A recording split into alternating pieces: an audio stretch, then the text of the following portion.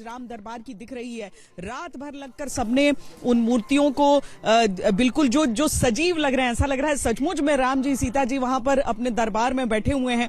रामलला तो है ही, रामलला का भव्य रूप तो हर रोज दिखता ही है उस रूप में, लेकिन आज जब उस अभिजीत मुहूर्त में जो कुछ पलों के लिए रहता है, कुछ पलों के लिए केवल रहता है, उस समय जब धर्म ध्वजा को स्थापित किया जाएगा, उसका आरोहण किया जाएगा, तो वो ये इस उम्मीद के साथ, इस प्रार्थना के साथ कि पूरे देश का, पूरे विश्व का कल्याण हो, और उस पर जो इंगित, चाहे वो कोविदार का वृक्ष हो जो कि ऋषि कश्यप लेकर आए थे धरती पर, और केवल सम्राटों के यहाँ ही जो वृक्ष हुआ करता था उसको अगर इंगित किया जाता है, सूर्य देव को वहां पर सूर्य वंश के प्रतीक के रूप में किया जाता है, तो यहाँ पर हर एक व्यक्ति जो अपने आप को किसी भी रूप में प्रभु श्री राम से जुड़ा हुआ मानता है, केवल भक्त नहीं बल्कि वो सारे लोग जो उन लोगों के वारिस माने गए, उन लोगों के परिवारों से निकले, उनको अपना पूर्वज मानते हैं, जिन्होंने प्रभु श्री राम की मदद की वनवास काल से लेकर जब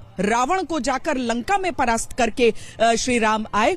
वो सभी आज अपने आप को इसीलिए जुड़ा महसूस करते हैं कि सबको आज अंदर जाने का निमंत्रण है, सबको न्योता है कि आइए आज जब हम यहाँ पर धर्म ध्वज को फहराएंगे तो आप वहां पर उसके साक्षी बनिए। पिछली बार सब बड़े बड़े लोग यहाँ पर आए थे, विशिष्ट अतिथि आए थे, उद्योगपति आए थे, फिल्मी सितारे आए थे, लेकिन आज वो लोग हैं जो वाकई राम मंदिर के निर्माण में किसी न किसी रूप में जुड़े रहे, अपने दिल से, अपनी आत्मा से, अपने शरीर से जुड़े रहे। अंजना, सर्व समाज से सभी को आज वहां पर आमंत्रण है और यही इस दिन को खास बनाता है। संजय, आपने भी लंबे वक्त तक अयोध्या मंदिर सब कुछ कवर किया है, कौन सी विशिष्ट मतलब बड़ी बातें आज आप बताएंगे जो हमारे दर्शकों को आप बताना चाहें?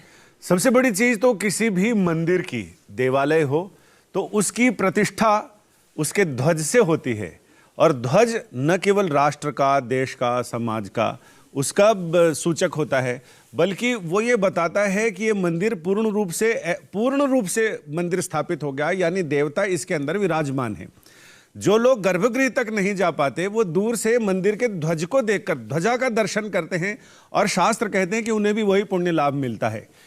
वाल्मीकि रामायण ये कहती है कि जब अवध का सौंदर्य वर्णन करते हुए कि सुंदर श्रेष्ठ महलों और घरों पर पताकाएं ऐसे फहरा रही हैं मानो वो देवताओं को बुला रही हैं हाथों के इशारे से, तो जो ध्वज है वो अपने आप में बहुत पवित्र है, बहुत बड़ा एक प्रतीक है।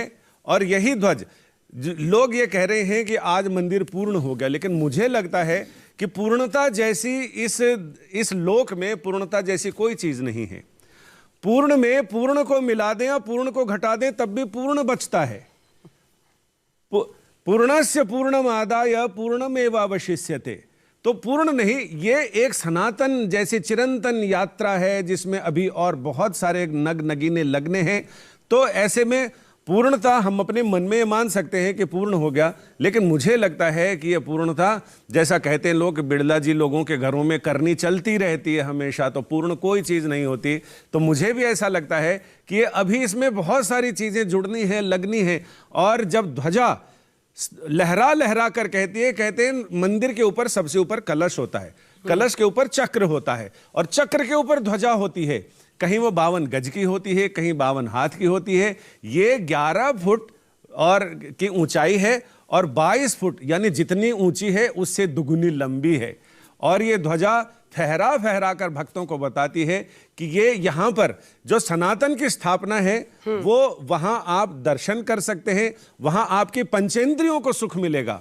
यानी मंदिर में जब हम घुसते हैं तो सबसे पहले खुशबू आपकी नाक से लगती है और आपके नाक को सुख मिलता है, दर्शन करते हैं आंखों को सुख मिलता है, चरणामृत प्रसाद लेते हैं आपकी जिह्वा को सुख मिलता है। यानी इस तरह से आपका रोम रोम पुलकित हो जाता है जब आप अपने आराध्य के दर्शन करते हैं, उनसे मिलते हैं, उनका साक्षात्कार करते हैं। बिल्कुल, भगवान महर्षि वाल्मीकि जी की आपने चर्चा की, और आज एक एक चीज जो है, आज देखिए ये ध्वज 11x22 फिर जिसकी चर्चा हो रही है, सोचिए कहां कहां से दिखेगा, कहां कहां से भक्त दर्शन करेंगे। आस्था बहुत बड़ी चीज है और उसका ना कोई शुरुआत है ना उसका कोई अंत है। लेकिन आइए, जो लोग अंदर पहुंचे, जैसे हमने आपको बताया, सर्व समाज के लोगों को, ये आप देख रहे हैं महर्षि राजू दास जी को अंदर, देश के यशस्वी प्रधानमंत्री जी हम ध्वजारोहण कर रहे हैं। जय श्री राम। संत राजूदास जो अंदर मौजूद हैं वो क्या कह रहे हैं, सुनिए।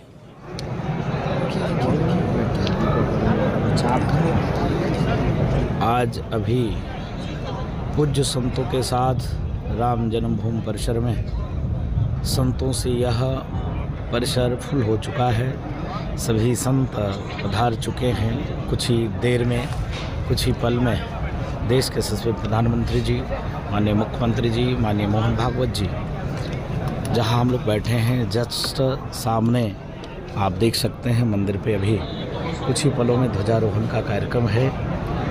आज सारे संत आह्लादित हैं, प्रफुल्लित हैं और मुझको लगता है कि 500 वर्षों के बाद ये क्षण, ये पल देखने के हम लोगों को मिल रहा है और आज लाखों लाखों सनातनी गौरवान्वित महसूस कर रहे होंगे।